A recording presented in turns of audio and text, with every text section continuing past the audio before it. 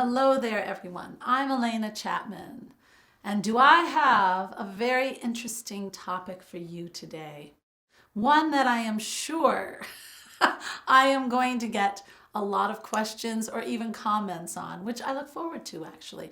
You know, you can always send emails back or go to soulmanifesto.com or YouTube. You can always comment below. I always look, I always try to answer.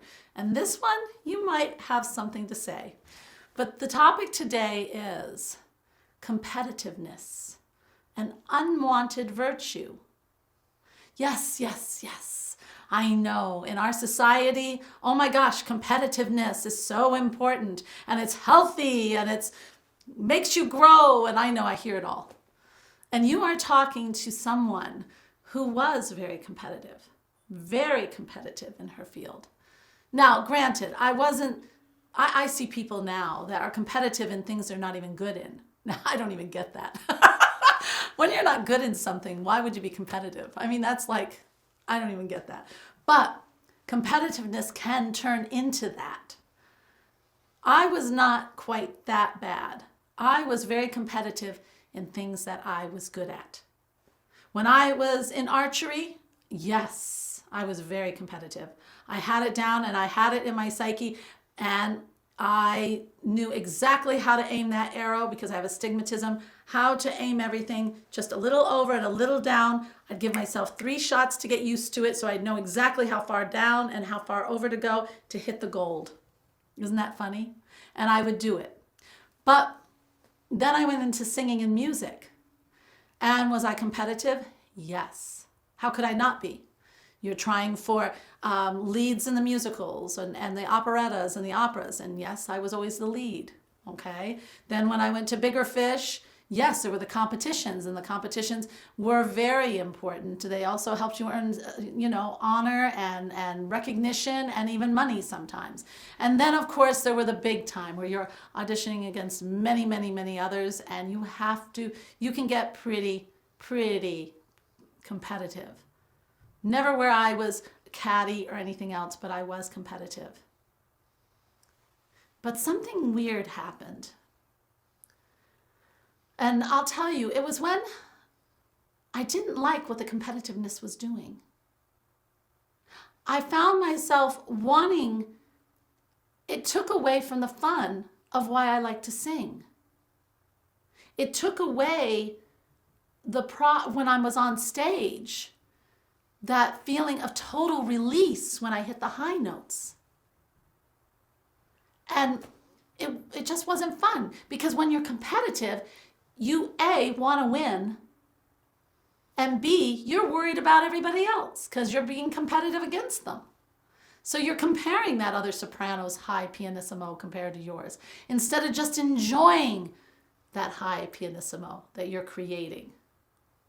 When I started conducting and I had a women's choir, I let go of that. I knew consciously I wanted to let go of the competitiveness, that I wanted it not to be with me, but I wanted to bring a certain kind of purity of sound, that I wanted to teach the girls what I knew about the voice so that they could float the high notes. I wanted to paint this incredible picture with music so that anyone who would come would not just come to hear the chords and how those girls were singing, but could feel the picture we were painting. And it didn't matter to me if there was another conductor in the room. It didn't matter if he brought his choir or she brought her choir, because I fell in love with the craft. I fell in love with the giving. I fell in love with something so much more than the competitiveness. And this is what I found, because I was doing something that I totally believed in. And I was doing something bigger than purely competing. That there was no one to compete with. I was creating a work of art. That's it. When I do that, it's different. and you find that you are more involved into what you're doing. That's the zone. That's the zone the Tao talks about, Lao Tzu talks about. It's the timelessness. Everything becomes very a cool etherealness that you are creating every minute. It's like when I walked into a choir rehearsal, it was like everything just changed. Only that was there. And I was just changing sound and changing the formation of a vowel and teaching a little glide here or there. Everything would move in unison. I was creating a world. I was doing my craft. And what does Lao Tzu say in the book? He talks about the man who's carving the turkey and the knife moves like it's moving by itself. It is just simply it's like there's a flow. That's the zone. And it doesn't matter if another man's carving over there. It doesn't matter if somebody has finished carving over here. It doesn't matter because you are in your own place. See, competitiveness takes you out of the zone. And the zone is a gift. It's why we do what we do. Now, as a spiritual curator, I don't measure myself against anyone. Why would I? I know what I do, and I love to learn. I love to discover more truth. I love to see what other beliefs are, ancient and old and new. It's like a fascinating journey of constant learning and wisdom. Who could want more? And why would I compete against someone else? I don't even know anyone else who does what I do. Simple as that. It's time for you to also, if you find yourself in such a competitive mode, you're missing the point.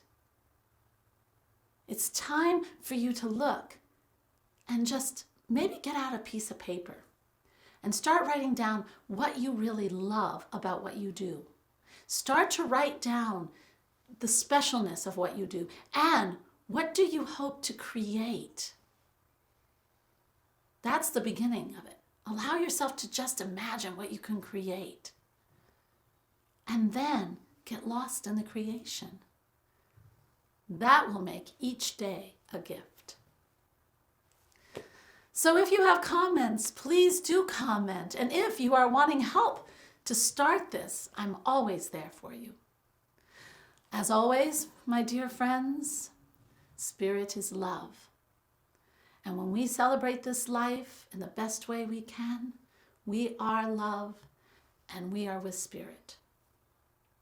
Namaste.